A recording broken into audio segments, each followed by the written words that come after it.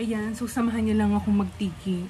Tiki man time. Kasi ewan ko, parang gusto kong kumain ng... Magpapadeliver kasi ako. Yung marami na, parang lahat sa menu na gusto ko in-order ko na. Para hindi sayang. Tapos minsan lang naman ako magpapadeliver dun. Kaya, ayan, kasi ito parang ang sarap. Nakaka-crave kumain ng ganitong klaseng pagkain na... Sa ibang bansa, sa Japan mo lang ito makakain. Tapos meron dito. Parang ang sarap kumain ng kakaiba. Ako lang lahat kakain ito. Tapos ayan, maki.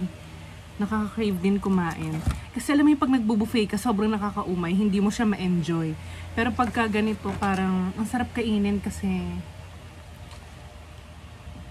Kasi parang nasasulit mo talaga yung mga binayaran mo. Yung tikman natin to.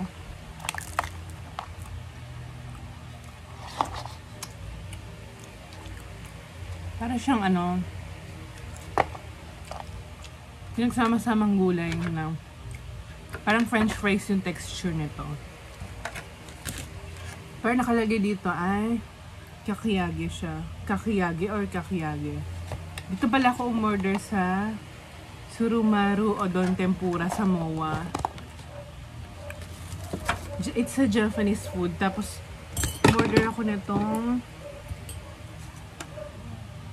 basta may soup siya, nakahiwalay yung soup niya para siguro hindi mabilasa yung, ito yung soup niya, para hindi mabilasa yung noodles niya.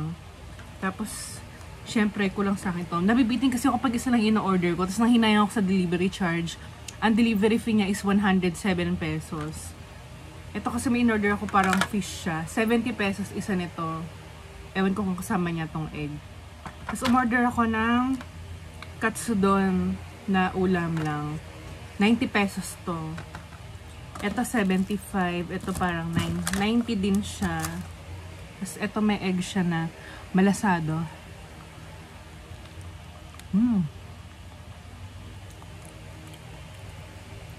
Okay lang. Ito naman fish, ang lasa niya ay parang siyang fish cake. Parang fish cake yung lasa niya.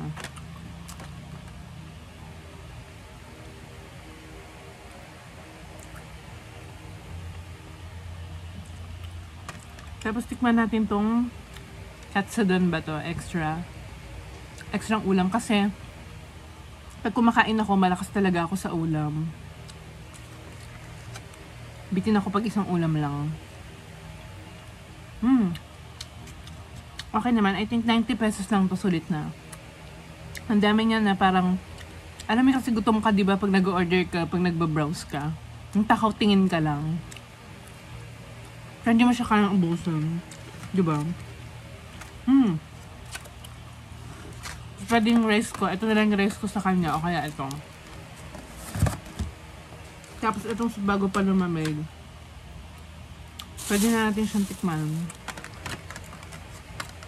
Ano ba yung chopstick natin? Ito. So, tanggalin natin tong sabaw niya. Isali natin dito sa kabila. Isali natin dito sa noodles. Para matikman natin kung... Diba, ang dami natin Tupperware. Parang konti lang ang sabaw niya. Parang nakabitin to ha. Konti niya lang. Buksan natin siya. Ayan. Uy.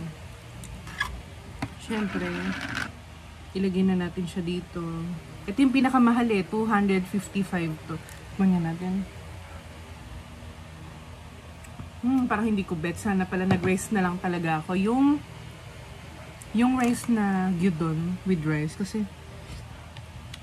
parang mas okay siya kaysa sa noodles eh. Gusto pa rin yung rice with gyudon. Parang hindi ko bet yung noodles. Dapat pala gyudon rice na lang. Mas mura pa. Okay. Tingin ko makaka-craving satisfied naman ako. Pero sa sobrang katakawan ko, hindi ko maubos to. Parang takaw-tingin lang talaga.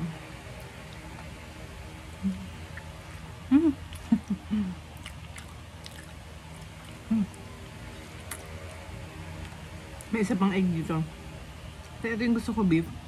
Sana pala sa rice ko na lang sinama. Doon na lang sana with rice. Mas masarap siguro yun. That's it.